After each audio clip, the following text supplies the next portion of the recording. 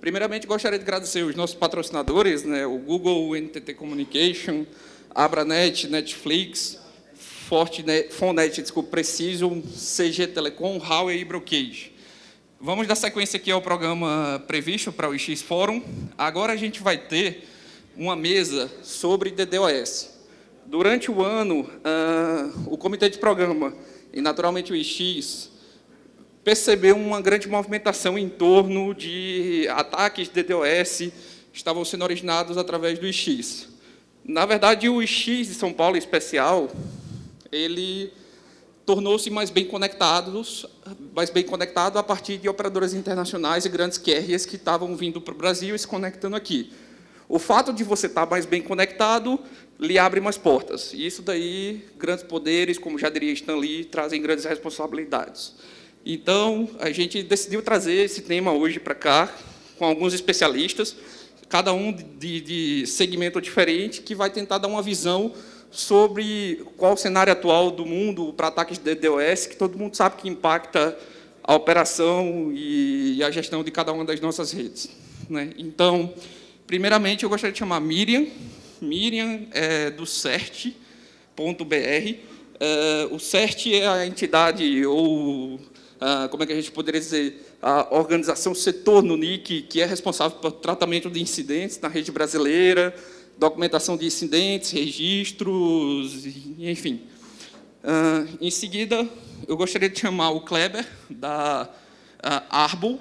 Kleber, ele é engenheiro especialista da Arbo, também para a parte de mitigação de serviço, de DDoS, enfim. Gostaria de chamar o Wilson, do Banco Itaú, né?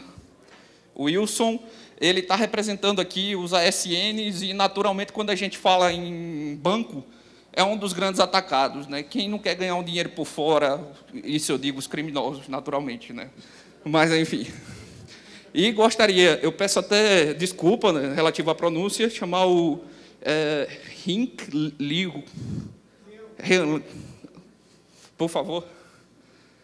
So, nice to meet you. I'm so sorry. What's the pronunciation of your name? Rick Leon. Rick Leon. I'm sorry. Rick é um engenheiro da Huawei, também dedicado à parte de segurança, que está vindo da Califórnia e basicamente vai debater com a gente sobre problemas que eles têm identificado. Então, a gente está tentando unir vários especialistas para tentar explicar qual foi o cenário durante o ano. Miriam vai mediar, enfim, vamos lá, vamos ter bom proveito dessa palestra aí, desse painel. Obrigado. Pessoal, boa tarde. Eu agradeço o convite do IX para estar aqui como mediadora e também como palestrante do CERT-BR. Poderia, por favor, colocar a minha palestra? Tá, então, a minha ideia aqui, que a gente tem 1h10 para 4 painelistas, então, nós vamos ter 15 minutos de apresentação para cada um e, no final, 10 minutos para pergunta. Então, né, para tentar economizar um pouco no tempo, a minha ideia é ir direto apresentar o que a gente, do CERT, está vendo no Brasil em relação a ataques envolvendo negação de serviço e internet das coisas. Então, essas são as estatísticas nossas em relação a ataque de negação de serviço. Até 2013, o nosso pico de quantidade de notificações feitas associadas a ataques de negação de serviço tinha sido em torno de 1.000, e isso não chegava nem a 1% das nossas notificações. Em 2014, teve esse pico de notificações. Esse aumento, né, foi de 217 vezes em relação ao outro ano, e isso, para nós, assim, foi o grande destaque de 2014. E grande parte dessas notificações não eram de máquinas brasileiras que estavam diretamente atacando e nem do Brasil sendo alvo de ataque. Na verdade, eram de máquinas brasileiras sendo usadas como intermediárias, ou seja, como nossos servidores sendo abusados para amplificar ataques de negação de serviço. Em 2015, essas estatísticas em relação à negação de serviço, elas caíram, mas ainda é bastante representativa, né, em relação ao nosso gráfico. E a gente começou a ver, assim, analisar que, apesar de ter diminuído, começou a ver um comportamento mais associado à internet das coisas. Algo que a gente poderia observar seria o aumento nos scans relacionados ao SSDP. Até em 2012, né, ficava, nas nossas estatísticas, ficava na posição 107, e aí em 2015 já foi para 18º. Então, assim, esse protocolo, que é bastante associado à internet das coisas, já teve um crescimento grande, e também crescimento de scan de Telnet. Telnet, aquela coisa, ninguém mais usa Telnet, boa prática de administração de 30 anos atrás, desabilitar a Telnet, a gente fala assim, opa, como é que começou, de repente, crescer tanto essas notificações? E a gente observou que o principal alvo, né, eram equipamentos de rede. Então, aqui são estatísticas nossas, específicas de Telnet. Então, a gente colocou do início de 2013 até junho agora de 2016, e sei lá, ficava em menos de 5%, dependendo, no começo de 2013. Aí começou a crescer, e no início desse ano teve o boom dessas estatísticas, e agora, em junho, ele já representa quase 70% das notificações associadas à SCAN. Então, assim, para nós, isso é uma mudança de perfil muito grande. E por que isso? Tá? Hoje, a gente vai ver que grande parte dos ataques que tem envolvendo a internet das coisas é justamente abusando da porta Telnet com senha fraca ou com senha padrão. Então, assim, aqueles dados que eu mostrei foram até junho desse ano. Em setembro desse ano, assim, aquilo que a gente estava observando como tendência, na verdade, para nós, acabou ficando muito claro. Para quem acompanha as notícias, deve ter visto bastante informação relacionada a esses ataques. Até então, o maior ataque de negação de serviço tinha sido de 300 GB contra o Spam House. E aí, lá pelo dia 20, 22 de setembro, a grande notícia era o ataque contra o blog do Brian Krebs, hospedado na Akamai, e que eles calculam que havia chegado a 620 GB. Então, assim, isso daí foi para a mídia, teve uma grande repercussão. Falou-se muito sobre questões associadas à censura na internet, porque o ataque de negação de serviço sendo usado para calar um jornalista. Só que, enquanto estavam se falando disso, começaram a analisar realmente de onde estava vindo o ataque. E, diferente do ataque anterior maior, esse ataque não era usando amplificação. Era um ataque direto, partindo principalmente de câmeras invadidas. Então, assim, foi a grande notícia, daí mudou. O primeiro grande ataque noticiado envolvendo internet das coisas.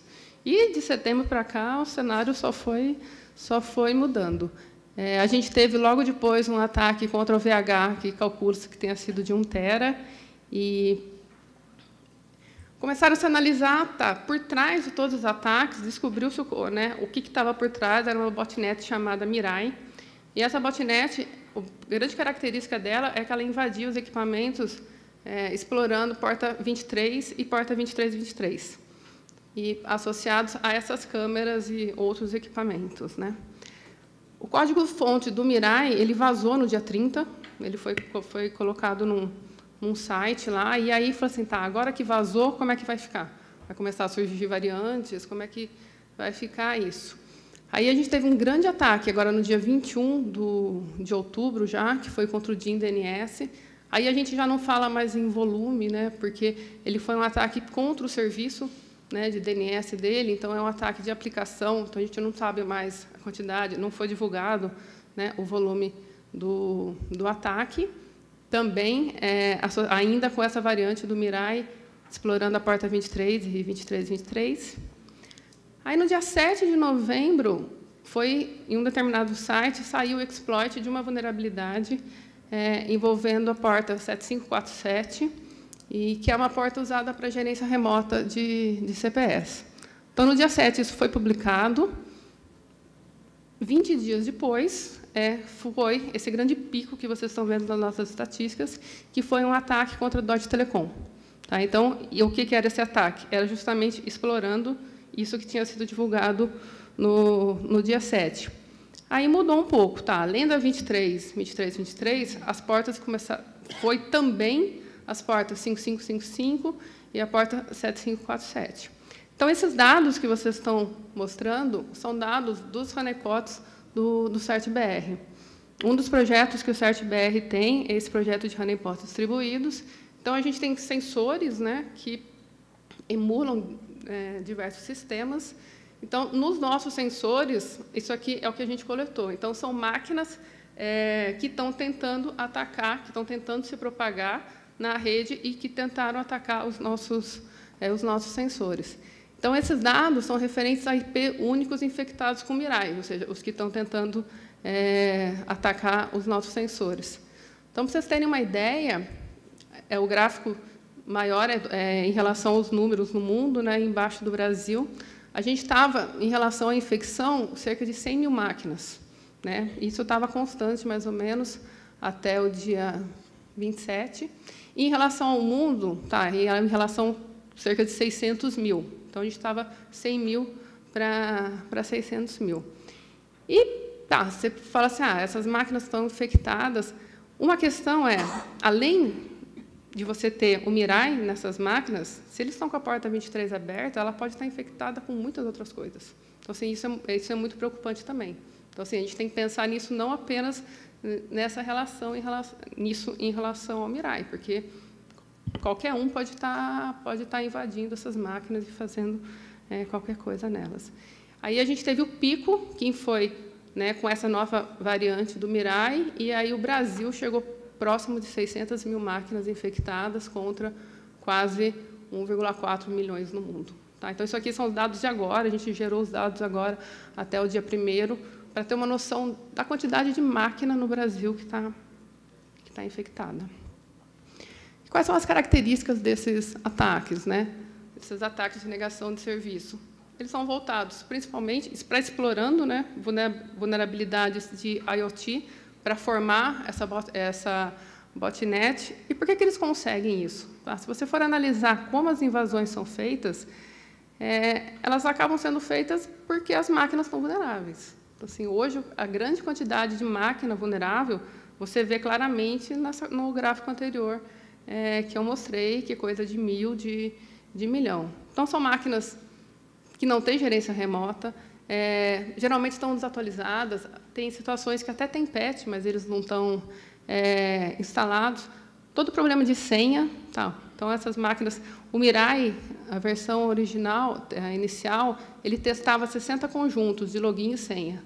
Então, assim, com esses 60 conjuntos, ele conseguiu invadir aquela grande quantidade de máquina. E são informações que estão na internet, são senha padrão que, geralmente, os fabricantes utilizam. Tem diversos desses equipamentos que têm backdoor do fabricante, e aqui aquela ideia do backdoor. Tá? O fabricante deixa aquilo para ele poder fazer uma gerência. Mas, se ele faz, outros também podem fazer. Esse é o grande problema de ter um backdoor. Não tem como você controlar quem é que está utilizando isso. E também esses equipamentos com uma grande quantidade de sistemas, né, de serviços que estão instalados e que não são necessários, e sistemas que permitem amplificação. Então, como eu falei, a forma de propagação do malware, né, são essas duas variantes. E a gente começou a pensar um pouquinho. Foi no LACNIC do início do ano, foi inclusive a Arbor que apresentou um ataque que foi feito contra um banco aqui no Brasil. E, nesse ataque, que eles apresentaram, foram 1.351 câmeras de vídeos que resultaram num ataque de 300 GB contra o site. Então, 1.300 gerou 300 GB. Aí a gente começou a pensar, 1,4 milhões de máquinas com Mirai, atacando diretamente, o que ele vai gerar do outro lado? Isso não usando amplificação. Tá? Se você pensar em amplificação, a gente larga o emprego, vai mudar, vai para outra área, porque esse número é absurdo, não tem como. A gente estava lá fazendo as contas, aí matemática básica não estava batendo. Mas como é que a gente não consegue fazer essa conta? É que os números são tão absurdos que a gente fala assim, não pode ser isso. Então, não, você deve ter errado a conta, multiplica de novo, tal. Deixa aí para cada um fazer a sua própria conta, né? Então, assim, são números realmente assustadores do poder desses ataques, né? Bom, como melhorar isso tudo, né? Infelizmente, tudo que geralmente na área de segurança, você nunca vai ter uma área que vai conseguir resolver todos os problemas, né? Então, assim, a gente pegou algumas áreas que a gente vê que está com um papel muito grande, né, nesse cenário. Então, falando na visão de fabricantes, fabricantes e outros também, você vê assim, alguém depois vai se preocupar com a segurança. Eu faço aqui a minha parte, desenvolvo, depois alguém vai lá e coloca um firewall na frente e resolve, como se tudo fosse resolvido dessa forma. Todo esse problema de falta de autenticação, né, assim, né, de senha, ou mesmo para fazer atualizações. A gente tem várias empresas hoje que estão criando produtos e lançando, lançando no mercado e desenvolvendo, mas sem essa visão de que é um produto, as pessoas vão usar, as pessoas podem ter problema e eu tenho que ter um grupo para tratar isso. Então, que seria você ter um grupo, um CSIRT específico para produto dentro da sua organização. E a gente vê pouquíssimas empresas que têm isso. Em relação, né, à IoT, um problema adicional que a gente tem visto é... você tem uma empresa que faz um chipset e ela vende aquele produto sem marca. Aí vai alguém lá e compra e coloca a marca dela e revende aquilo. Então, você tem um problema num determinado chipset, às vezes você não consegue identificar quem que utiliza aquilo. A gente já fez alguns testes. Quem que utiliza esse equipamento? Qual que é o chipset? Nem sempre você consegue identificar. Então, a gente acompanhou um caso. A câmera dessa Xiongmai foi uma das mais utilizadas para fazer o ataque contra o DIN DNS. E eles fizeram um recall. Então, vamos fazer um recall. Acho que o recall foi votado só para os Estados Unidos. E quem tiver esse equipamento pode vir aqui que a gente faz atualização de firmware ou troca a senha. Pouquíssimas pessoas apareceram, porque não é fácil a pessoa identificar, primeiro, que o equipamento dela está participando de um ataque disso, que o equipamento dela está vulnerável, e também saber que aquele recall se aplica a ela, né? Então, assim, esse é um problema recorrente que a gente tem visto. O que aconteceu com a Deutsche Telekom foi bem interessante na forma como eles resolveram.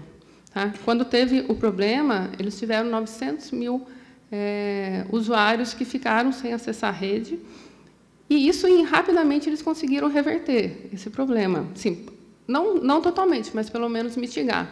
Por quê? Porque eles estavam preparados para aquilo. Então, eles já tinham um contato estabelecido com o fabricante do equipamento. Junto com o fabricante, eles criaram o firmware novo, né, atualizaram e lançaram.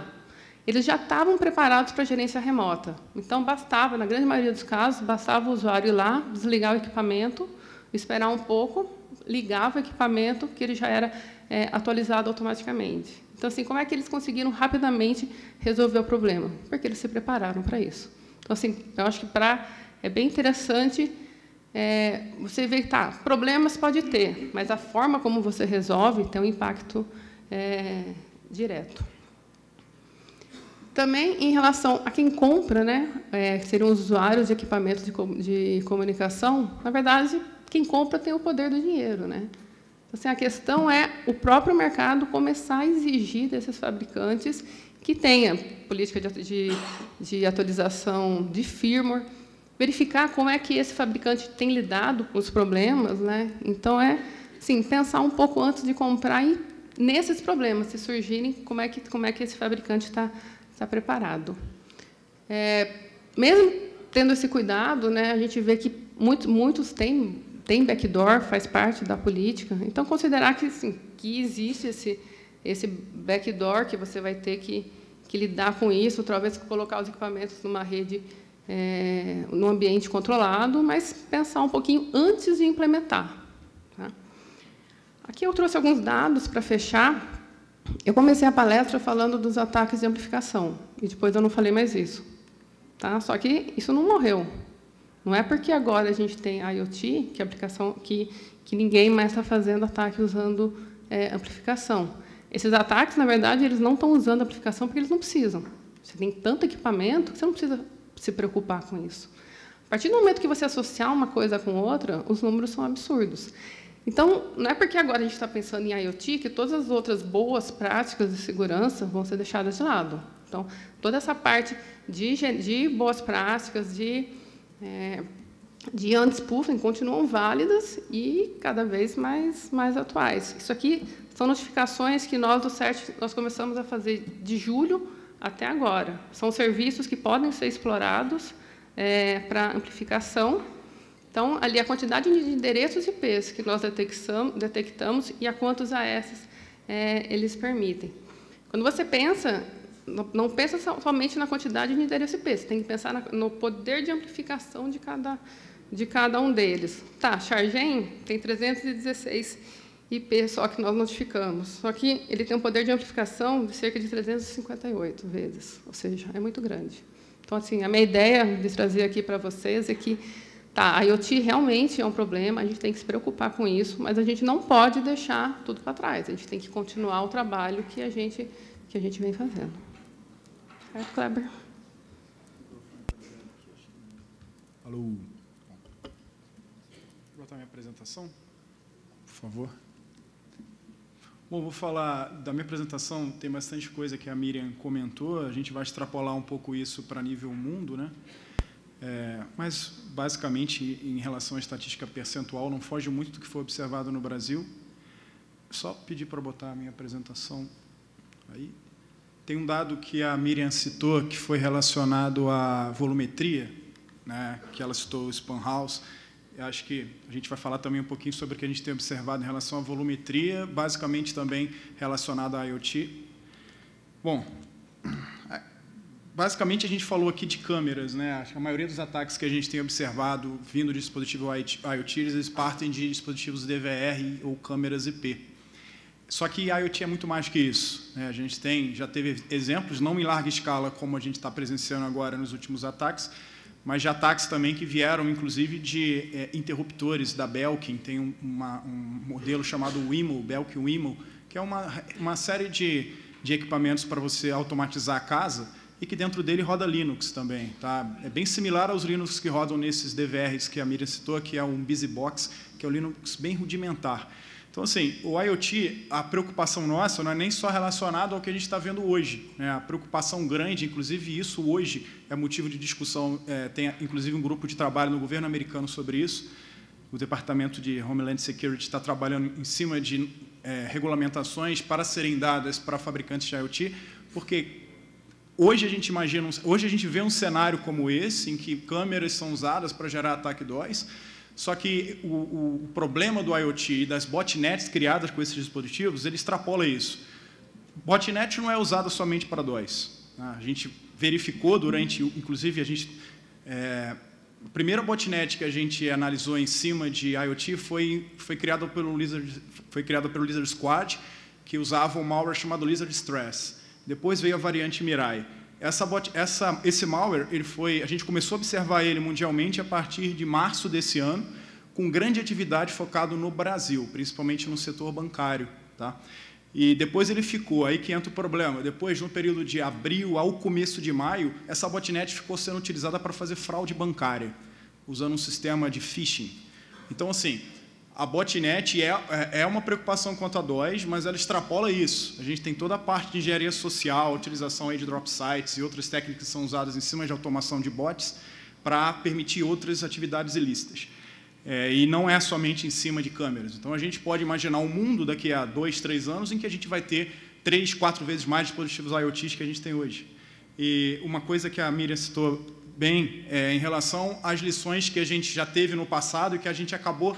A gente não, digo os fabricantes, né? Quem aqui trabalha na área de segurança desde o começo da década passada, até mesmo na década de 90, a gente via muita vulnerabilidade que você ia falar, cara, não é possível que o programador deixou passar isso. Tinha aquelas vulnerabilidades clássicas do IIS, tinha a questão do Visual Basic aí no Outlook, né?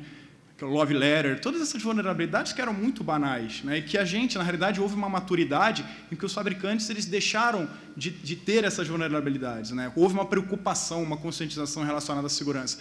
Só que quando a gente entra agora num novo mundo, que seria dispositivo IoT, você tem empresas que não têm um histórico de desenvolvimento de equipamento de rede, né? Então, o que ele tem em mão? Ele tem um hardware que tem que ser barato, tem que ser um hardware que tenha... por ser barato, muitas vezes ele tem uma capacidade de processamento pequena, storage pequeno, memória pouca, e muitas vezes na pressa do go-to-market ele acaba pegando peças de softwares antigas que possuem vulnerabilidades conhecidas e colocando ali dentro para fazer a finalidade do equipamento funcionar. Óbvio que, como a Miriam citou, bom, quando eu vou, como uma empresa, né, qualquer um de nós aqui vai procurar um dispositivo desse para colocar, seja numa câmera ou seja mesmo no interruptor para ter em casa, você vai procurar por um fabricante, vai procurar na internet se tem alguma vulnerabilidade, mas a maioria das pessoas não. Você vai num supermercado, nos Estados Unidos é muito comum, você vai numa Best Buy, ou mesmo na Amazon, você vai lá, no caso da Best Buy, você vai na prateleira e pega um equipamento, uma câmera, né? Então é acesso a qualquer um, você tem um Quick Start Guide lá que ensina a pessoa a configurar e está funcionando. O cara não quer saber se ali dentro tem um vírus ou não, diferente de uma construção de botnet que tinha um ciclo de vida curto, né? Curto que eu digo é o seguinte, você tinha uma infecção que, uma vulnerabilidade ou uma engenharia social que contaminava a máquina Windows. Todos nós, né, como a maioria das pessoas, eles têm um ciclo de atualização, de antivírus, ou mesmo de formatação da máquina. Então, você tinha uma quantidade, um tempo limitado até a percepção do usuário de que a máquina está lenta, ou mesmo uma atualização constante, fizesse com que a máquina ficasse limpa, né, desinfectasse aquele malware. No caso do IoT é diferente. Eu tenho uma câmera funcionando na minha casa ou na minha empresa, se eu pego o meu celular ou se a empresa de vigilância consegue acessar as câmeras e ver, bom, se tem alguma coisa rodando lá junto com o software que codifica o vídeo, para mim pouco importa. Para mim, não digo para mim, mas para a maioria das pessoas pouco importa. Eu não tenho como saber se ali dentro tem um malware ou não. Isso é que é o preocupante no IoT, né? Então, a gente tem várias vulnerabilidades passadas, tem vulnerabilidades aí que a gente conhece em cima de OpenSSH, no período aí da década de 2000, aí década de 10, a gente teve muita vulnerabilidade que saía para o OpenSSH, OpenSSL, a gente continua vendo. E isso tudo a gente está vendo voltar para os dispositivos IoT, né? Basicamente porque aquela questão do go-to-market, eu vou pegar uma peça de software, botar para funcionar, e tenho pouco hardware, não tenho como botar muita coisa. Tem a questão, como a Miriam citou, de muitas vezes você até tem a preocupação de desabilitar, mudar a senha do usuário na web, né, no acesso web aos seus dispositivos. Mas só que ele tem hard-code de um acesso telnet, que muitos dos malwares utilizam essa variante. Obviamente, a gente vê isso, acho que quem acompanha a segurança vê isso, não somente na questão de câmeras e tal, mas também toda a parte de automação, que relaciona, inclusive, a questão de carros autônomos, né? Tudo isso envolve uma peça de software vulnerável. A gente viu vários casos aí da BMW e da Volvo, que o hacker conseguiu entrar, mudar o código dele, até controlar o carro, frear o carro quando estava ativo, abrir carro. Então, isso é algo que preocupa muito, essa questão do IoT, né? Tem até alguns exemplos que eu citei aqui.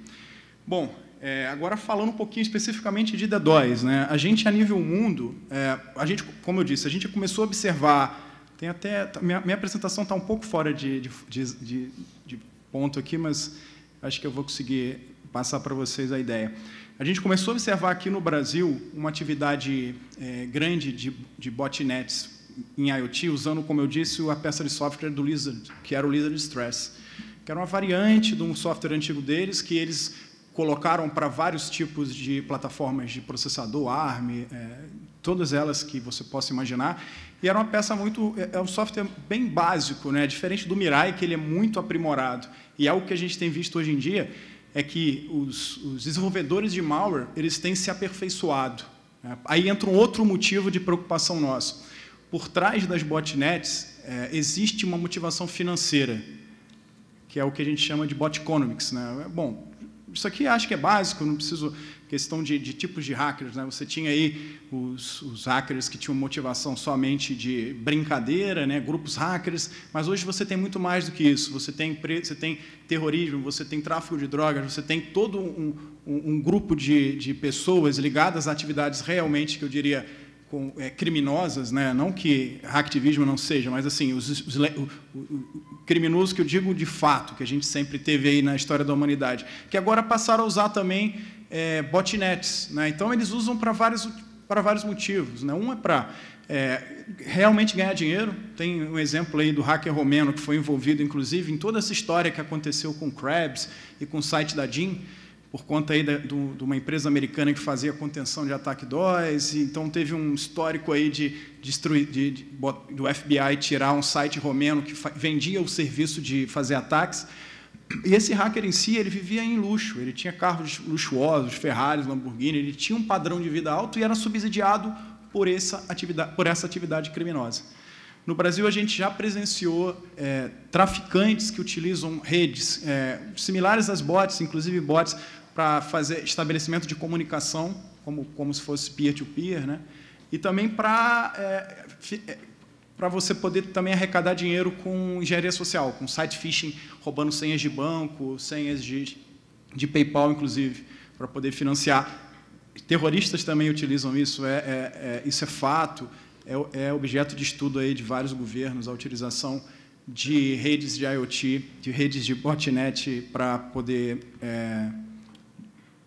com objetivo financeiro, né? Tem vários exemplos, inclusive, que tem um exemplo, inclusive, não sei qual grupo terrorista, que eles utilizam comunicação dentro de jogos do PlayStation, na PlayStation Network, escrevendo em paredes do jogo para fazer a comunicação, né?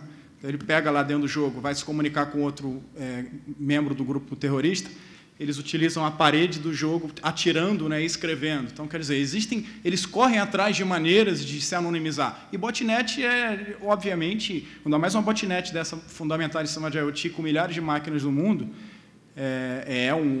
obviamente, um dos objetivos deles é fomentar a criação dessas botnets. Então, não é tão simples, é mais complexo do que a gente imagina. Enquanto o botnet era só uma brincadeira, hoje ela passou a ser realmente algo que dá muito dinheiro, né? Então, você tem, além disso, tem motivações religiosas, políticas, a questão egocêntrica, tudo isso está por trás disso, a extorsão. Tem aí, a gente tem visto no Brasil a utilização de ransomware demais aqui, e a maioria desses malwares, eles utilizam redes de botnet para fazer a questão da armazenagem de senhas, né? Então, é uma rede bem complexa. Aqui tem um exemplo de um site que vende contas do PayPal. Eu vou passar rapidamente por ele, mas, basicamente, ele tem uma lista ali no canto, né, no canto ali direito, onde ele bota o valor que tem na conta do PayPal e quanto ele cobra para aquilo. E aí ele, inclusive, explica, né, por que você vende isso e não usa? Ele fala, porque eu tenho, sei lá, consigo 1000 contas, é muito mais fácil eu ser descoberto se eu usar as 1000, então eu pego as 4, 5 que tem maior dinheiro e vendo o resto.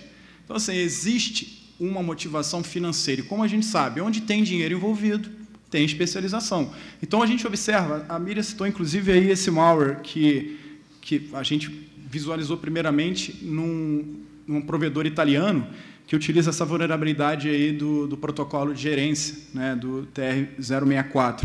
Que, basicamente, o que ele faz é o seguinte, esse malware, esse roteador em questão que é vulnerável, quando ele executa, o cara faz um comando de escape lá na configuração do servidor NTP e faz com que o software do roteador execute aquilo como um comando.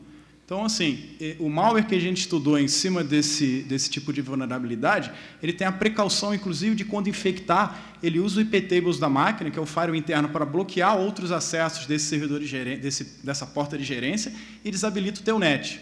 Então, assim, ele se protege de outros malwares que disputam essa quantidade de máquinas vulneráveis que tem no mundo.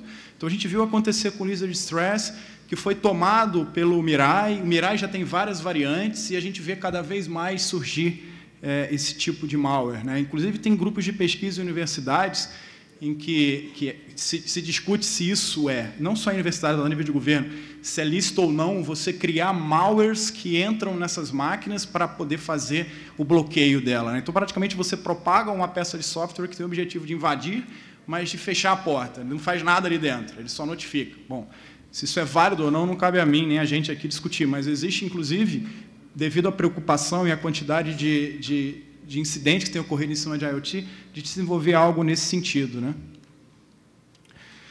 Bom, um pouquinho sobre o que a gente observa. Nesses ataques que a gente observou aqui no Brasil, em março, né, seria final de março, que foi para setores financeiros, não vou citar nomes das empresas envolvidas, mas a gente observou nesse período de ataques que topavam acima do que a gente já tinha observado no mundo, chegaram a quase 400 gigabits por segundo. Então, assim, essa botnet que usa Lizard Stress, ela ficou sendo utilizada durante o mês de maio, junho, para fazer fraude bancária. E aí, no período das Olimpíadas, a gente observou também ataques que chegaram, isso realmente foi, no ponto de vista de quem lida com isso, né? A gente via ataques que tinham picos de tráfego. Você tinha picos que chegavam a 400 GB, você tinha picos que chegavam a 300, mas esses picos duravam meia hora. O que a gente observou durante o período das Olimpíadas aqui foram ataques que se sustentaram entre 200 a 540 gigabits por segundo durante uma semana. Isso foi algo realmente muito impactante. Vai muito do que a Miriam falou, todos esses ataques, eles não usavam amplificação. Quando você usa técnicas de amplificação, o provedor que é usado para fazer a reflexão em amplificação, muitas vezes toma alguma medida e inibe isso. Então, você tem esses picos, né? Durante esse período, a gente observou que somente uma câmera vindo da Coreia do Sul gerava em torno de 400 megabits por segundo, uma câmera de tráfego direto.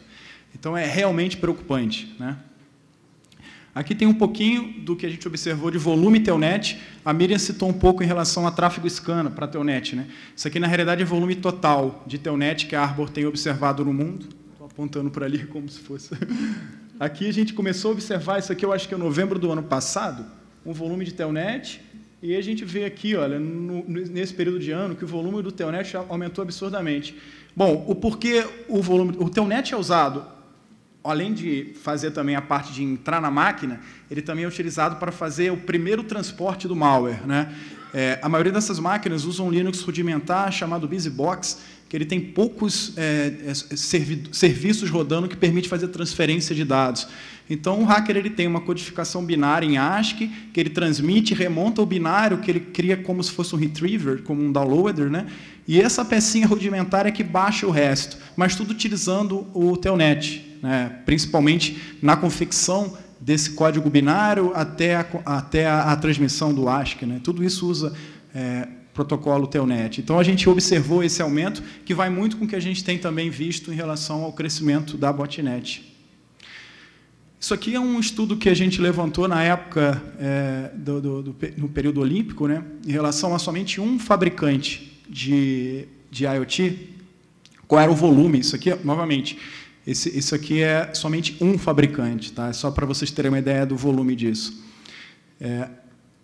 Esse fabricante tinha câmeras abertas, é um fabricante de DVR, e ele tinha abertas, potencialmente exploráveis para o mundo, quase 600 mil máquinas. E o Brasil aqui, ó, ele estava em terceiro lugar, depois de China e Taiwan, com quase 40 mil máquinas, DVRs, né, possivelmente vulneráveis a isso, de somente um fabricante. Então, é realmente um número assustador. Novamente, tem toda a preocupação de empresas para conter, mas existe também a questão do go-to-market, das pessoas que compram isso na prateleira do seu mercado e não têm a mínima preocupação de segurança. E conter isso é muito complexo, não é tão simples, né? Bom, pessoal, vou passar a palavra agora para o... Esqueci o nome dele. Rick. Yes. The word's yours. You need to press the button, yes. Okay, so I press that forward. So we all know. Bom, nós temos esse problema, caso contrário, não estaríamos aqui, né? Nós sabemos quão sério é esse problema com o Mirai. Vocês podem ver a tendência muito semelhante ao que foi mencionado na apresentação. Eu gostaria de classificar isso como uma doença da internet, e eu gostaria de compará-la com uma doença no ser humano. Eu não sei se vocês ouviram da síndrome da deficiência respiratória, da gripe também aviária. Era tão assustadora que ninguém queria viajar para fora da China e de Hong Kong. E toda a tripulação dos aviões da Ásia-Pacífico ficavam em terra. E aí, a Organização Mundial de Saúde teve que se juntar a vários órgãos médicos para resolver esse problema. Então, onde a gripe aviária já sumiu, tudo bem, mas o dano foi feito. Nós precisamos ter um monitoramento da Organização Mundial de Saúde, porque todos os anos nós temos novas doenças. Nós tivemos também gripes que matam, e a gripe, o seu vírus muda todo ano. Então, nós precisamos de profissionais para resolver esses problemas de saúde. Então, isso acontece também com as doenças na internet. Hoje nós temos os problemas do botnet ou Mirai, mas daqui a pouco nós teremos uma coisa totalmente diferente. O que eu estou tentando dizer, esse é um problema que todo o setor precisa abordar de forma colaborativa, conjunta, porque é um problema sempre crescente. Em 2007, quando comecei a trabalhar com segurança, tudo que você precisava era de um firewall. Hoje não, hoje todo mundo está conectado.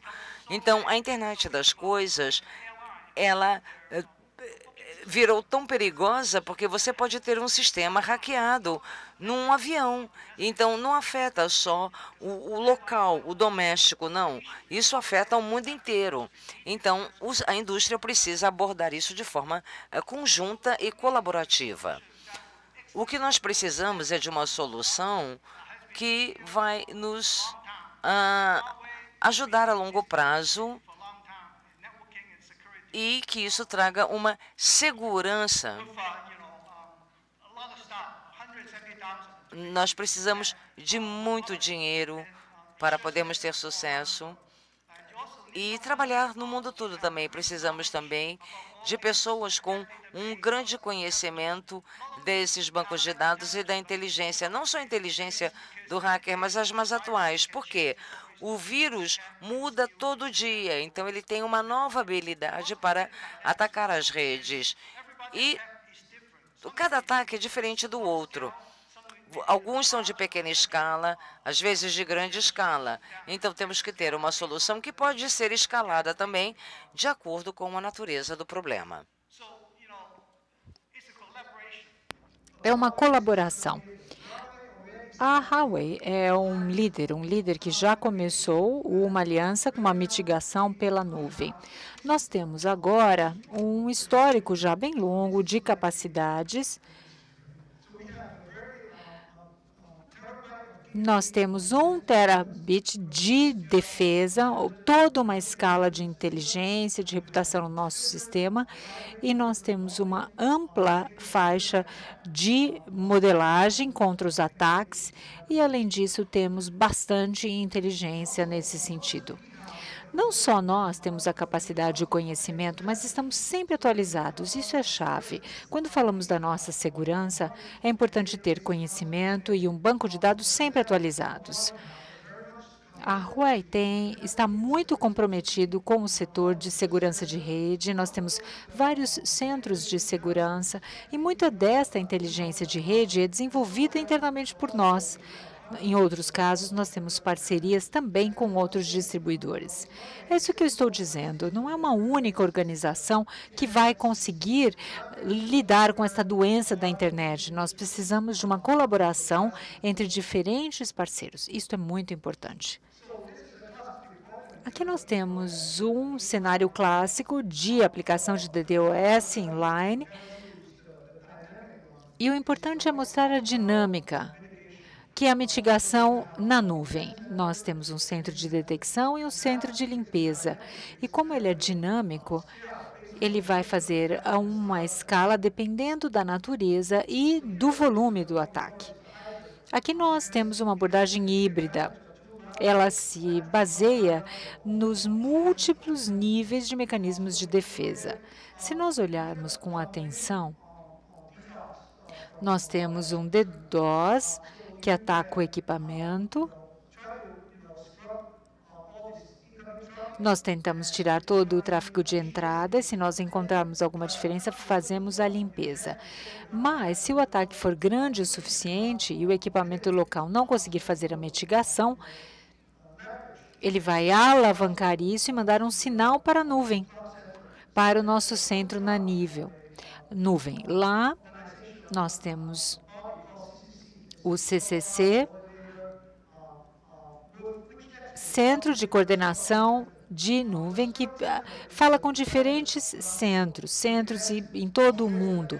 Dependendo de onde é esta ameaça, o centro específico entra em contato. Então, o CCC se torna o coordenador dependendo da natureza do ataque. Ele tem o conhecimento e manda um sinal para este centro mais próximo. E é esse centro que vai rerotear e mandar as mensagens diretamente. Então, o tráfego será roteado para este centro local. Uma vez, então, resolvido, passa pelo processo de limpeza do dispositivo, roteando de volta para o local do cliente. Como podem ver, são os 2 níveis de mitigação que nós temos à nossa disposição. Em todo o globo, nós temos diferentes centros de scrubbing. Nós não temos hoje nada na América do Sul ainda. O Brasil pode ser o primeiro, por que não? Se houver interesse suficiente em infraestrutura, não é? De acordo com os nossos requisitos, agora nós temos cerca de 12 centros de scrubbing em todo o globo. E são todos nossos parceiros. Para a nossa solução, há 2 formas de fazer a detecção. Por um lado, é uma detecção com base em fluxo e nós também temos uma detecção por pacote. A principal diferença é que, com base em fluxo, ela é voltada ao volume do ataque, ao passo que por paquete não é só com relação ao volume, mas também de acordo com o aplicativo que está recebendo o ataque. A solução com base em fluxo precisa do roteamento. A aplicação é um pouquinho diferente e também tem um custo mais barato. A outra é uma versão personalizada e você pode ter as 2 aplicadas, tanto a aplicação ou a detecção com base em fluxo para o aspecto volumétrico e também ter ali uma versão on-premise para lidar com o ataque, isso por pacote.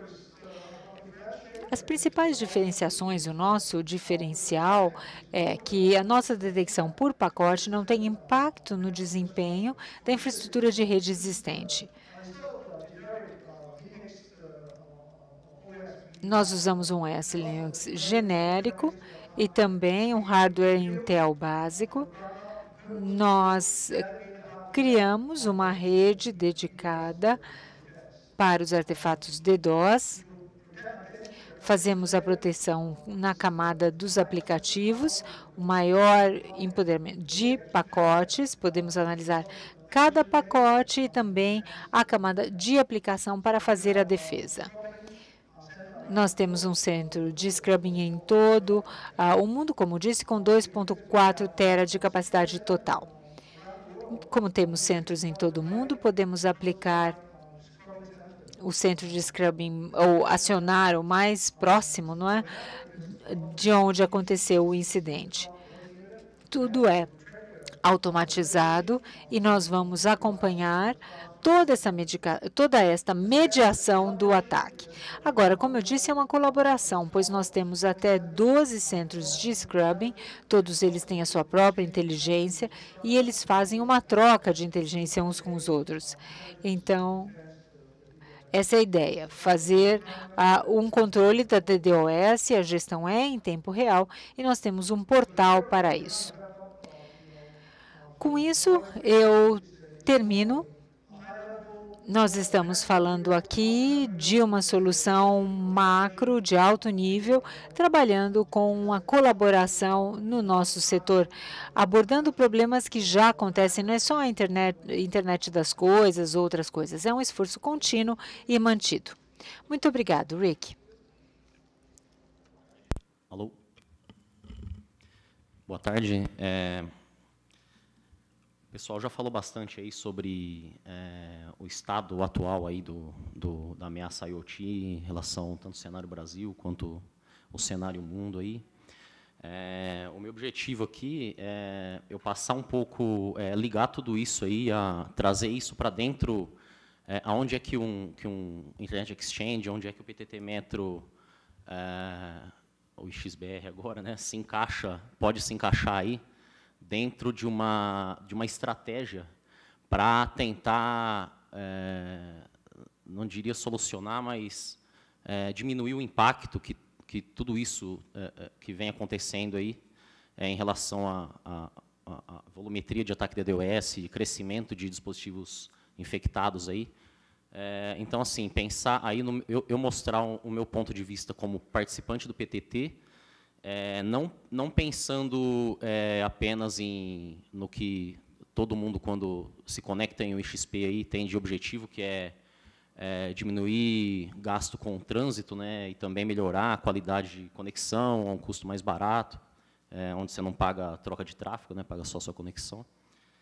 Então, o PTT também, por um ponto de vista de segurança, ele pode se tornar estratégico, dado esse cenário ao redor do mundo aí, dessa ameaça dos dispositivos IoT aí infectados, né, gerando essas volumetrias de ataque aí, como o Kleber citou aí. A gente aqui no Brasil nessa monitoração da Arbor aí, ataque de volumetria na casa dos 600 GB aí. Então, assim, se eu dependo totalmente das minhas operadoras de trânsito aí, com certeza eu tenho poucos operadores aqui no Brasil que, se eu tenho, né, que vão conseguir segurar, mesmo que ofereçam soluções de clean center e de uma forma geral, vão conseguir mitigar um ataque desse tamanho sem ter nenhum impacto dentro do seu backbone, né?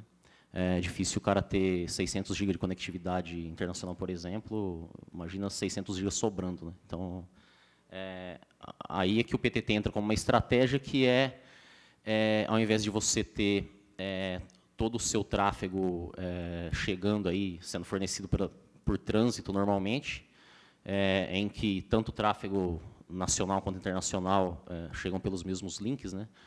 Uma conexão com o PTT, uma conexão com o IX, onde você regionaliza os acessos, né? Então, assim, a gente vê aí reporte de participantes aí, poucos, acho que no mínimo aí o pessoal já entra com 40% do tráfego sendo desviado via PTT, né? O acesso sendo via PTT, tem até gente que fala de 70% a 80% do tráfego aí. E dentro do PTT, com matriz de comutação regional, aí a gente tem já por padrão aí ataques de origem internacional aí, com exceção de alguns eventos aí, como o Luciano citou no começo lá a gente tem alguns participantes que trazem acessos internacionais, como o caso da Hurricane Electric, por exemplo. Mas a gente tem um acesso essencialmente nacional, né? Então, para quem fornece serviço, seja um provedor para usuário final que vende conectividade de internet para um usuário final, seja para um provedor de conteúdo, onde se encaixam aí, onde um banco se encaixa, por exemplo, onde se encaixa um e-commerce da vida, você tem essencialmente o seu tráfego de matriz nacional, né? Que por isso essa grande volumetria de tráfego dentro do PTT. Então, assim, uma vantagem que aí até o tema do painel aí, que é como os IXPs podem solucionar ou mesmo ajudar nesse problema do cenário atual do IoT, é que já por padrão você já vai ter um tráfego, a troca de tráfego que é feita ali dentro do PTT, eu tendo uma volumetria de tráfego dessa de um ataque internacional, onde a capacidade, a conectividade é muito melhor, né, numa Coreia do Sul, no Japão, nos Estados Unidos, mesmo que eu tenha um dado aí de que 20% desses IPs mapeados são IPs do Brasil, que teoricamente um ataque desse pode chegar via PTT, né, via IX, mas a capacidade de conexão aqui no Brasil é muito mais baixa relacionado aos países mais desenvolvidos, aí, vamos dizer assim. Então, tem uma pesquisa aí que a Camai mantém aí, que é o State of Internet. O Brasil está aí com média de capacidade de 2,5 megabits por segundo de capacidade de conexão. E para um ataque ainda é usado, isso é de download, né? Para o ataque ainda o bot vai usar, obviamente, a velocidade de upload que esse dispositivo conectado tem, né? Então isso, na maioria das vezes, aí é 10% desse valor, né? Então, mesmo que eu tenha muitos IPs ou dispositivos conectados dentro das redes brasileiras infectados, a capacidade de gerar volume e de causar um impacto aí, ela é bem menor do que para quem não tem uma conexão dessa com um IX, por exemplo, e usa sempre o trânsito os seus provedores de trânsito para fornecer o acesso e mesmo mitigar os ataques aí, né? Então é a velha estratégia aí de você não deixar separar, não deixar todos os ovos no mesmo cesto aí, né? Então você ter uma conexão com um ponto de troca de tráfego, onde você tem o seu tráfego regionalizado, Isso melhora, além da parte de segurança, você também tem uma melhora da disponibilidade, né, porque os ataques não, a maioria dos ataques não vai afetar essa conectividade vinda via IX. E mesmo que eu tenha os meus links de trânsito saturados até o grande problema hoje é a volumetria, né? Então, mesmo que explicando como funciona aí normalmente um serviço de clean center, de clean pipe de uma operadora aí, tem sempre um tempo entre, ele nunca é always on, né? Ele tem que ser detectado, existe um tempo da detecção, um tempo da mitigação, e ele nunca fica, geralmente as operadoras mitigam só ataques para os IPs que estão sendo atacados, né? Então, num cenário como o meu, por exemplo, que a gente tem todos os IPs da rede atacados no intervalo de meia hora, 10 minutos, durante todo o dia, se a gente ficar esperando entre esse tempo de detecção, mitigação, IP por IP, você acaba ficando com a rede inteira fora durante todo o dia, né? Então, o IX entra como um plano estratégico aí para você preservar o seu acesso nacional, que é quem troca tráfego essencialmente aqui, e aí, falando de uma empresa que pode ser um e-commerce, pode ser um banco, pode ser outras empresas fornecedoras de conteúdo aí. Geralmente 90, 95% dos acessos são de clientes nacionais, né? Então você já tem isso de cara preservado, né?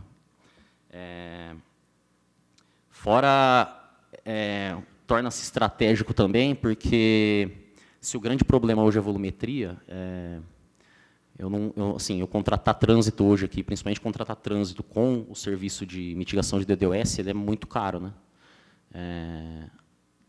Então, eu consigo contratar, por exemplo, eu me conectando no IX, eu consigo me conectar com velocidades muito maiores, eu consigo me conectar em interfaces de 100 GB, por exemplo, e criar o meu próprio serviço de mitigação. Assim. Então, mesmo que eu tenha ataques de origem nacional, que é onde vai estar ali 90%, 95% dos meus clientes, eu ainda tenho essa possibilidade de eu mesmo proteger a minha rede. Então, assim, dificilmente você vai conseguir justificar um custo de conectar, por exemplo, eu não quero ter o trânsito entupido, sei lá, dificilmente você vai conseguir justificar o custo de ter um trânsito crescente porque eu sofro ataque, entendeu? Então, não é só estratégia para defesa de ataque, não é só ir aumentando banda, sempre o atacante vai estar na frente, né? Os números são exponenciais aí. Se a gente já teve 600 GB com X devices infectados, isso só se multiplica. Como a Miriam mostrou ali, eu já tenho 1,4 milhões de dispositivos mapeados, esse número amanhã vai ser de 2 milhões. Então, você tem que ter uma estratégia e não só força bruta, né? Que vou aumentando banda, vou aumentando link. Então, acho que aí fica até passar um ponto de vista diferente de, dado esse cenário, e até incentivar quem ainda não participa de ponto de troca de tráfego, né? Não é só a economia de banda, não é só o custo, mas como estratégia de segurança e disponibilidade, mostra-se uma excelente ferramenta aí para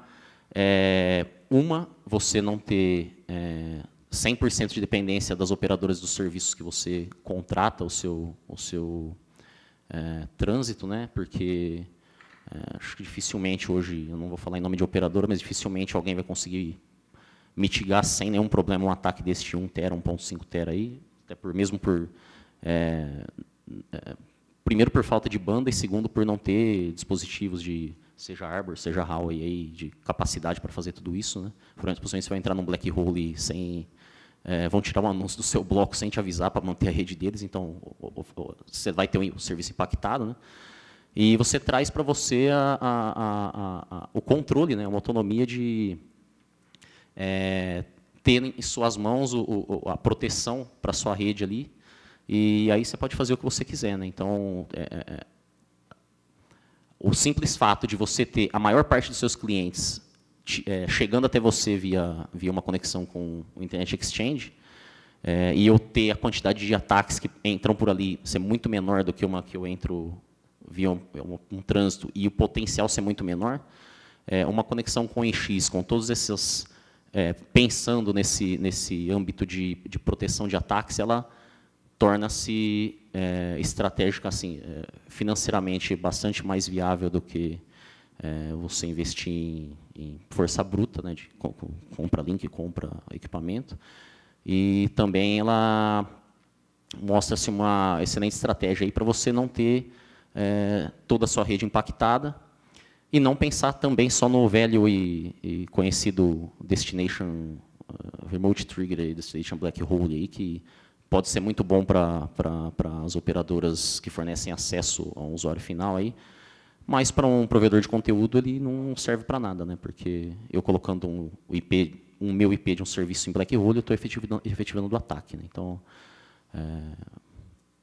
olhar o PTT como uma estratégia para eu ter um tubo de conexão maior ali e desenvolver a minha estratégia ali dentro, onde eu tenho o controle, para fazer essa mitigação dos ataques e manter o meu ambiente com a maior disponibilidade possível, é mais um ganho aí que uma conexão com o IX aí pode trazer e que eu recomendaria aí para quem tem esse tipo de serviço, que é provedor de conteúdo, a pensar também nisso, não só em economia com trânsito e devolver um tempo melhor de resposta ao cliente, né?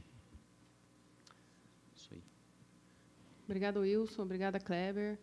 Obrigada, Rick. A gente vai abrir para perguntas. A gente tem bastante tempo. Então, se alguém quiser fazer algum questionamento sobre isso, por favor, falar o nome e a instituição. Olá, sou a Ilbe da UPX. Wilson, queria, data vênia, discordar de você. Há serviços, sim, always on, com tecnologia brasileira. Existem empresas do teu setor que já utilizam essa tecnologia para mitigação de DDoS. Então, é possível, sim, você ter um fornecedor que mitiga o tempo todo, sem esse tempo alto para iniciar a mitigação, que certamente, para quem está oferecendo conteúdo, é muito grave. E uma pergunta para você mesmo. Acho que talvez você, um colega seu no GTR 41, se queixou que as operadoras têm resistência ou simplesmente não ofertam o BGP FlowSpec ou qualquer alguma forma que você, como contratante do trânsito IP, possa pedir para a operadora regras. Não me mande o DP, não me mande tráfego em uma certa porta, não me mande tráfego oriundo de certo país. Vocês continuam nessa busca? Você sente falta desse tipo de recurso para proteção de DDoS? Ainda é uma demanda não atendida? Porque o motivo disso ser impopular é porque, para uma operadora, é uma frustração de receita, né? Se você chega para ela, por favor, não me mande certo tipo de tráfego, você está deixando de ampliar seu link com ela. Mas queria uma experiência tua como vitrine, que sofre muito esses ataques, ou seja, você não está no meio do caminho, você está na ponta do caminho. Qual é a visão que você tem de como a oferta que você tem de soluções e esse tipo de pedido que talvez você, um colega seu, fez do BGP FlowSpec? Obrigado. Bom, em relação ao FlowSpec especificamente, acho que até foi no GTR lá em Uberlândia que eu até fiz um comentário de até uma sugestão de ter isso ser uma das ferramentas de mitigação até dentro do próprio PTT aí, poderia ter sido oferecido pela própria administração do PTT e tal. Você ter um router para receber anúncios de BGP FlowSpec mitigando de acordo com aquilo que o cliente quisesse, né?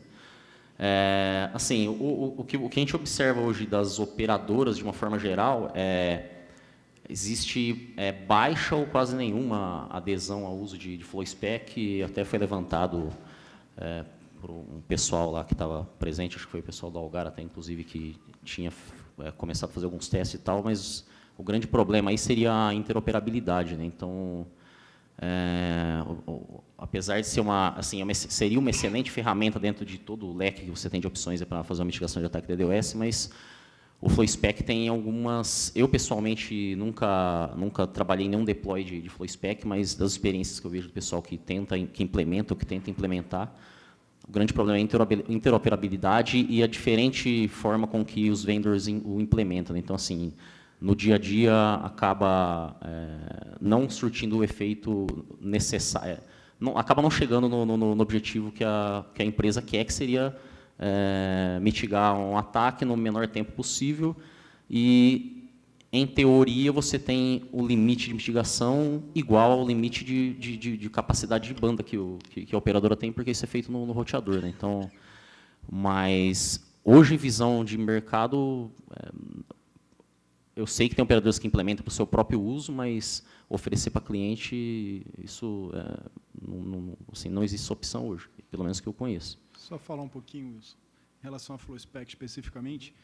além de toda essa questão que o nosso amigo levantou, de pode ser, não estou afirmando que seja, que a operadora não tenha, talvez, a vontade de ofertar o FlowSpec, que eu não acho que seja de 100%, não seja 100% verdadeira essa afirmação, mas existe também uma questão de limitação técnica dos próprios equipamentos, né? Então, assim, a gente tem feito estudo, a solução Arbor ela permite integração com o FlowSpec, você sabe bem disso.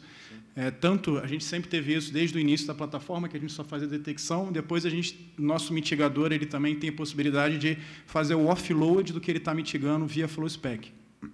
A gente está implantando isso em algumas operadoras no Brasil, mas existe, mediante esse estudo que a gente tem feito, né, e até algumas operadoras têm levantado a ideia, vou ofertar isso para o meu cliente final, existe sempre a questão de proteção do próprio backbone.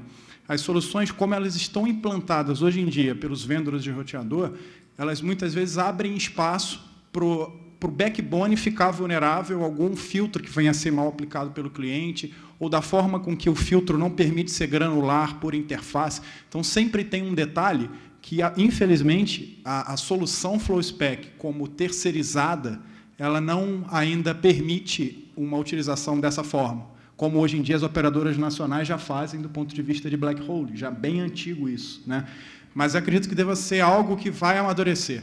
Tá? Isso aí, com certeza, é algo que vai amadurecer. A gente já tem os movimentos de grandes operadoras americanas que, apesar disso, já começam a ofertar o FlowSpec para cliente, e as plataformas de mitigação também já têm pulado para isso. A Arbor, mediante toda essa questão de volumetria que a gente tem observado, a gente colocou a capacidade dos equipamentos fazerem offload via FlowSpec também, exatamente para minimizar o custo de investimento da operadora. Então, eu acho que isso é alguma coisa que ainda está amadurecendo. No passo lento, mas ainda está amadurecendo. Eu acho que, no futuro, talvez não muito longo, a gente vai ter isso à frente. Eu acho que é um caminho que é meio que inevitável de ser buscado, porque, até pela multiplicação dia a dia aí da capacidade de volumetria, você nunca vai conseguir acompanhar, né? Então, você ter mais uma ferramenta que é limpar alguma coisa dentro da própria rede, né, que é o que você vai conseguir com o FlowSpec, e a mitigação mais cirúrgica usando os dispositivos específicos, né? Acho que não, sim, com esse certeza. é o caminho. E assim, essa ideia que você citou, inclusive, aproveitando inclusive o que você fez na sua apresentação, né, de até posicionamento dentro do IX de equipamentos, né? Na realidade, é basicamente o que as operadoras fazem também, né? Você tem operadoras no Brasil que conseguem mitigar ataques de 600 GB e que mitigaram realmente durante o que eu citei aí. E, basicamente, é a mesma ideia. Você contrata links internacionais, né? São criados centros de roteamentos fora do Brasil, em que lá se contrata um link de maior capacidade, pensando nessa capacidade de vazão do ataque, e tem laços para o Brasil de menor capacidade. Mas, basicamente isso. E também ofertam always on. Obrigada. Acho que a gente tem pergunta remota.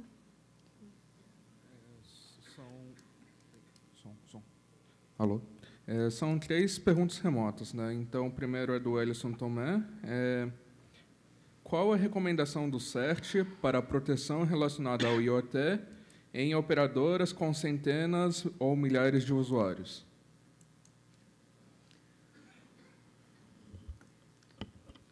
Olha, infelizmente, né, para a IoT, quando você tem esse volume tão grande, é difícil você dar uma recomendação que não passe por soluções como estão sendo faladas de mitigação por black hole, por esse tipo de coisa, quando o ataque está chegando. Na verdade, a nossa recomendação é sempre antes. Tá? Então, é a recomendação dos provedores, de quem está participando, de fazer o trabalho anterior, de tentar não receber esse tipo de ataque. Então, a nossa linha de ação é mais sempre na parte da prevenção do ataque. A segunda pergunta é do usuário RR. Ele gostaria de saber, de acordo com os palestrantes, o que as operadoras podem fazer para notificar seus assinantes que estejam usando dispositivos IoT vulneráveis. Olha, isso para nós do CERT, isso tem sido um desafio, não específico de negação de serviço, mas o primeiro caso que nós tivemos foi de uma câmera que estava hospedando phishing. Então, a gente teve um trabalho de telefonar para o lugar. Primeiro, assim, fala, olha, você tem uma câmera que está hospedando phishing. Não, mas essa câmera não está na internet. Não, essa câmera está na internet. Mas o que é phishing? E como é que faz? Então, assim, isso para nós tem sido realmente um desafio. No fim, o problema foi solucionado trocando IP. ou seja, não resolveu.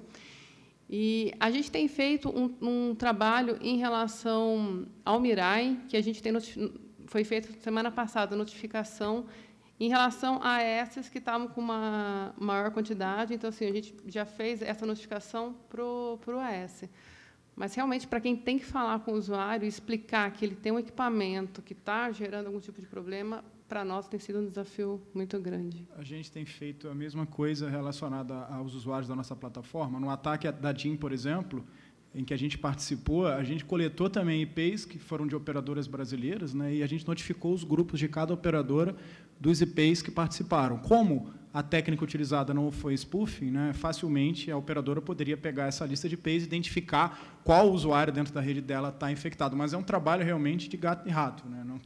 Não é simples você chegar, vou bloquear a porta 23, não é, porque o protocolo é utilizável, né? Ele pode ser utilizável, a operadora tem que ser neutra nesse sentido.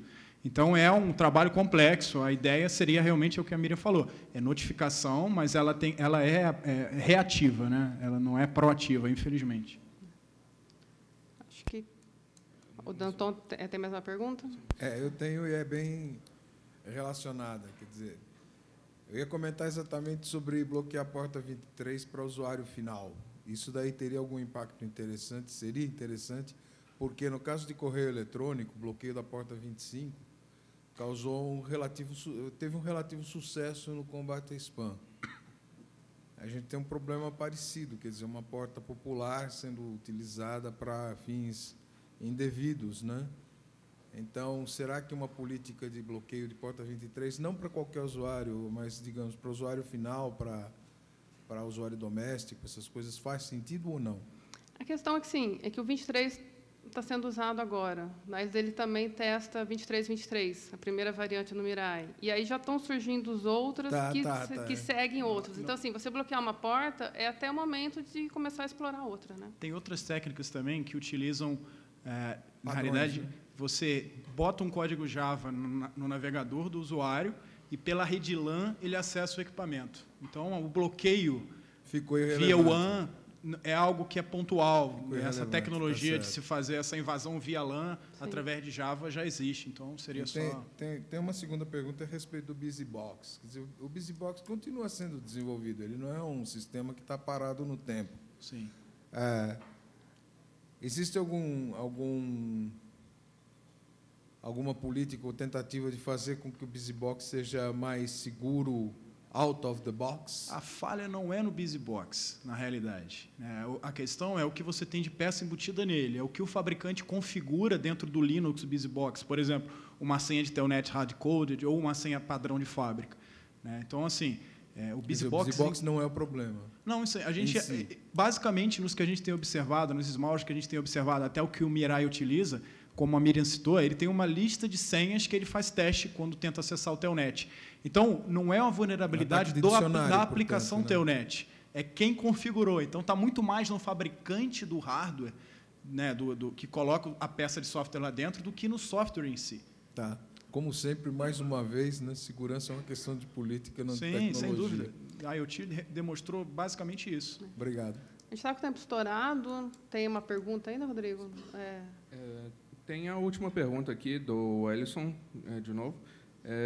Visando a plataforma da Huawei ou Yarbor ou qualquer outra, é possível fazer engenharia reversa para detectar se a rede deles está participando de alguma botnet e, assim, fazer a mitigação internamente, assim diminuindo o poder de fogo de um ataque desse tipo através de exportação de NetFlow? Se tiver alguma técnica desse tipo, ele gostaria de saber qual que seria a taxa de amostragem da coleta dos pacotes. Bom, falando em relação à plataforma Arbor, a gente faz toda a parte de detecção em cima de NetFlow. A amostragem que a gente recomenda mínima é 1/1000, e a gente consegue detectar, assim, ataques de saída, né? Vai da política de cada operadora fazer essa mitigação de saída, né? Isso envolve... até em questões políticas, né? Até que ponto eu posso fazer a filtragem disso ou não.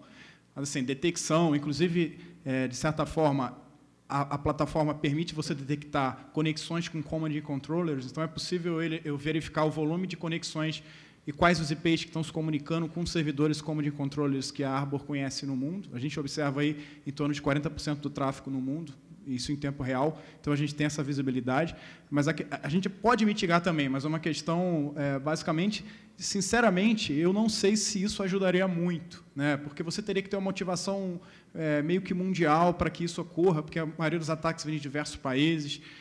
A tecnologia existe.